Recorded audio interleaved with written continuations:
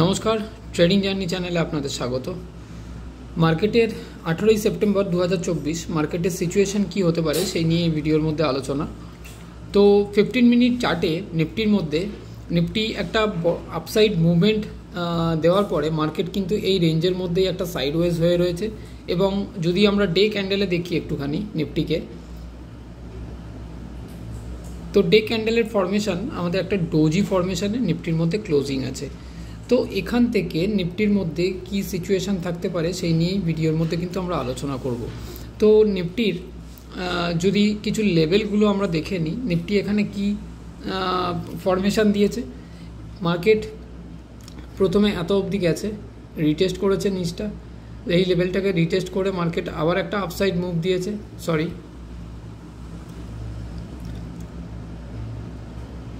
Upside move করেছে, দেওয়ার পরে আবার রিটেস্ট করেছে, দেন আবার একটা আপসাইড মুভ করেছে, বাট সুইং হাইকে ব্রেক না করতে পারে মার্কেট কিন্তু ডাবল টপ ফরমেশন এখানে একটা ক্রিয়েট করে মার্কেট আবার এখানে একবার আপসাইড মুভমেন্ট দেওয়ার চেষ্টা করে মার্কেট কিন্তু আবার এই ডাউন সাইডে এই লেভেলটাকে রিটেস্ট করতে গেছে। তো এখান থেকে আবার মার্কেটের মধ্যে একটা মুভমেন্ট আমরা দেখতে পেয়েছি, দেন এখানে মার্কেট আবার একবার রিটেস্ট করে সেই এক্স্যাক্ট ওই লেভেলটাই কিন্তু মার্কেটের মধ্যে রিটেস্ট করেছে। বাট রিটেস্টমেন্টের ব্যাপারটা একটুখানি বোঝার বিষয় আছে, সেটা হচ্ছে রিটেস্ট করতে করতে মার্কেট যখন যাচ্ছে তখন কিন্তু নিজের সুইং লোকে কিন্তু ব্রেক করতে পারছে না। এটা সুইং লো, তার উপর এটা, এই জায়গা দুটো এক জায়গায় হয়েছে, বাট এই জায়গাটা সুইং লোকে ব্রেক করতে পারেনি। তো মার্কেটের এরকম ধরনের একটা প্যাটার্ন টাইপের তৈরি করছে, মানে একটা ফ্ল্যাগ টাইপের প্যাটার্ন কিন্তু মার্কেটের মধ্যে। আপনি যদি দেখেন 15 মিনিট চার্টটাকে, তাহলে আপনি ভালো করে বুঝতে পারবেন যে একটা ফ্ল্যাগ টাইপের প্যাটার্ন কিন্তু মার্কেট এখান থেকে ক্রিয়েট করে রেখে দিয়েছে। তো মার্কেটের মধ্যে কালকে যদি আমরা একটা গ্যাপ আপ ওপেনিং পাই, মার্কেটের যদি একটা গ্যাপ আপ ওপেনিং পাচ্ছি মার্কেটের মধ্যে, তো মার্কেট যদি গ্যাপ আপ ওপেনিং দেয় তো মার্কেট একটা লেভেলকে রিটেস্ট করতে আসবে, সেটা হচ্ছে এই লেভেলটা। এই লেভেলটাকে রিটেস্ট করতে আসার সম্ভাবনা আছে মার্কেটের মধ্যে। 25,333-এর লেভেল, এই জোনটাকে আরেকবার রিটেস্ট করতে আসতে পারে যদি গ্যাপ আপ ওপেনিং পাই আমরা মার্কেটের মধ্যে। একখানা গ্যাপ আপ ওপেনিং পেলাম মার্কেটের মধ্যে, এই লেভেল পর্যন্ত একটা গ্যাপ আপ ওপেনিং 25,440-45-এর লেভেল অবধি একটা গ্যাপ আপ ওপেনিং পেলাম, দেন কি 450-এর কাছাকাছি একটা হাইয়েতে একটা গ্যাপ আপ ওপেনিং পেলাম, সেখান থেকে মার্কেট কিন্তু একবার এই জোনটাকে একবার রিটেস্ট করতে আসার সম্ভাবনা আছে। যদি মার্কেট এই লেভেলটাকে ভেঙে যখন গ্যাপ আপ ওপেনিং দিচ্ছে, মার্কেট যদি সাস্টেন করে যায় এই লেভেলটার উপরে, মানে কোন জোনটা, সেটা হচ্ছে 25,445-46-এর জোনের ওপরে মার্কেট যদি সাস্টেন করে, তাহলে কিন্তু মার্কেটের ভিউ কিন্তু আমাদের এগেইন যেই টার্গেটটা নেওয়া ছিল 25,500 এবং 25,600 লেভেল। বাট কালকে মার্কেটের মধ্যে গ্যাপ আপ ওপেনিং হওয়ার পরে মার্কেট এইখানটা একটা রিটেস্ট করতে এলে সবথেকে বেস্ট একটা সিচুয়েশান কিন্তু মার্কেট ক্রিয়েট করতে পারে। সেই লেভেল থেকে মার্কেট কিন্তু এখান থেকে একটা যদি এখানে একটা গ্যাপ আপ ওপেনিং পেলাম, মার্কেট এখানটা এই লেভেলটাকে রিটেস্ট করতে আসলো এবং দেন মার্কেটের মধ্যে একটা মুভমেন্ট কিন্তু আমরা দেখতে পেলাম। তো ফ্ল্যাগ প্যাটার্নটা একটা ব্রেকআউটের মতন সিচুয়েশান তৈরি করতে পারে মার্কেটের মধ্যে। তো নিফটির মধ্যে প্রবাবিলিটি তো এটাই আছে। যদি আমরা সাপোর্ট লেভেল দেখে নিই, তো ইম্পর্টেন্ট সাপোর্ট জোন হচ্ছে 25,340 থেকে 350-এর এই জোনটা। 350-এর জোনটা কিন্তু একটা সাপোর্ট জোন আছে নিফটির কাছে। তারপরে যদি সাপোর্ট জোন দেখি, তাহলে তারপরের সাপোর্ট জোন আমাদের এই জোনটা 25,250। তো 25,350 এবং 25,250 এবং 25,200 লেভেলেও কিন্তু আমাদের মার্কেটের কাছে একটা সাপোর্ট কিন্তু 25,200 লেভেলও কিন্তু মার্কেটের একটা সাপোর্ট কিন্তু আমরা ধরে চলতে পারি এই লেভেলটা। তো 25,200-র নিচে যতক্ষণ মার্কেট নিচে না নামছে ততক্ষণ পর্যন্ত মার্কেটকে নিয়ে কিন্তু পুরোপুরি বিয়ারিশ হওয়া সম্ভব নয় আমাদের। তো এই লেভেলগুলো আপনি মার্ক করে রাখতে পারেন। পুরোপুরি এডুকেশনাল পারপাস ভিডিও, এখানে কোনো বাই সেলার রেকমেন্ডেশন নেই, আমি কোনো সেবি রেজিস্টার নই। তো এবার একটু আসুন দেখে নেওয়া যাক ব্যাঙ্ক নিফটির মধ্যে কী সিচুয়েশান আছে।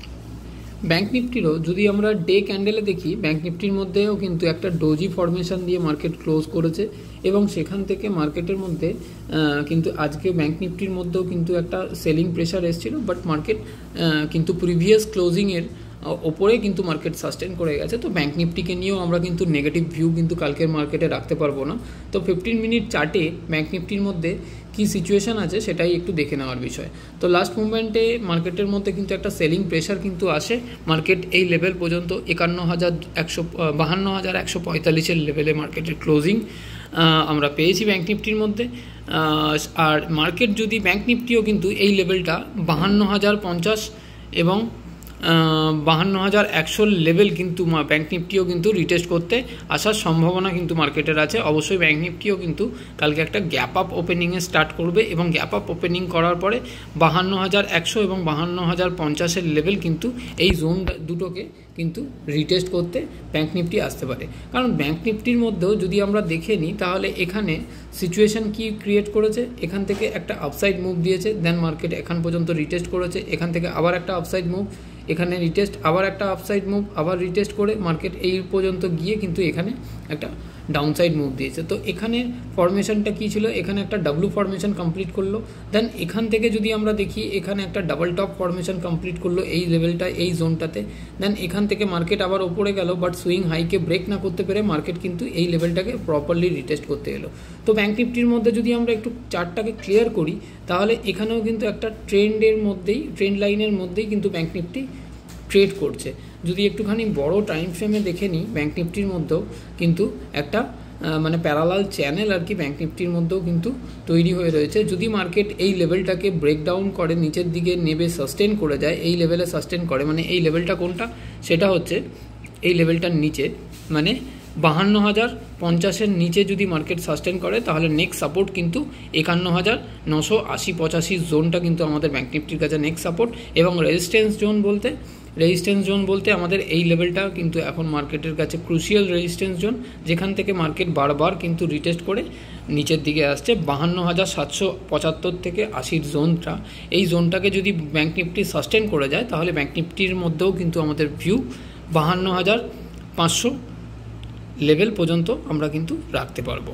আগের দিনের যেই টার্গেট কিন্তু আমাদের ছিল নিফটি ব্যাঙ্ক নিফটিকে নিয়ে, সেম টার্গেট কিন্তু এইটা কালকেও কিন্তু রাখা যেতে পারে। অবশ্যই মার্কেট এর ওপরে সাস্টেন করতে হবে। তো কালকে গ্যাপ আপ ওপেন হয়ে ব্যাঙ্ক নিফটি কিন্তু এখানে একটা গ্যাপ আপ ওপেনিং দেওয়ার সম্ভাবনা আছে। ওপেনিং হয়ে মার্কেট কিন্তু একবার রিটেস্ট করতে আসবে, এই জোনটাকে একবার রিটেস্ট করতে আসাটা খুব জরুরি। এই জোনটাকে রিটেস্ট করে দেন মার্কেট কিন্তু এখান থেকে একটা আপসাইড মুভ দেবে। যদি এখানে প্রাইস অ্যাকশন বিয়ারিশ করে তাহলে মার্কেটের কাছে রিটেস্ট লেভেল কিন্তু 51,800 অবধি রিটেস্টমেন্ট লেভেল আমাদের ব্যাঙ্ক নিফটির মধ্যে হওয়ার সম্ভাবনা আছে। তো এবার একটু দেখে নেব স্টকেজ ডাটায় কি বলছে। স্টকেজ ডাটায় যদি আপনি দেখেন তাহলে মার্কেটের সিনারিও আজকে এফআই কিন্তু আজকে 482 কোটি টাকার বাইং করেছে এবং ডিআই এর বাইং আছে 874 কোটি টাকা।